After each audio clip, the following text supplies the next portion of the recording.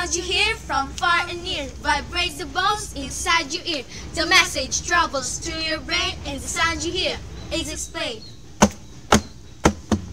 Isaac Newton, working in his lab with just a piece of glass, he proved an idea he had, that while light's not just bright, it's a rainbow when you bend it right.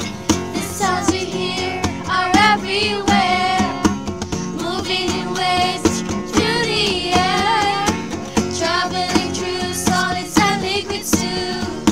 So many sounds, all that new, all that new. I see the lights and all the colors of the rainbows, red, orange, yellow, green, blue, and violet too. Like mine look right, but listen you and think so.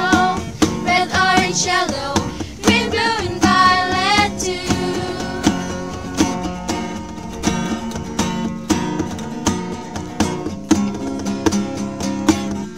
What is light is important to us because it's our radiation that is visible to human eye. But what is sound is important to us because it's our vibration traveling around, traveling around.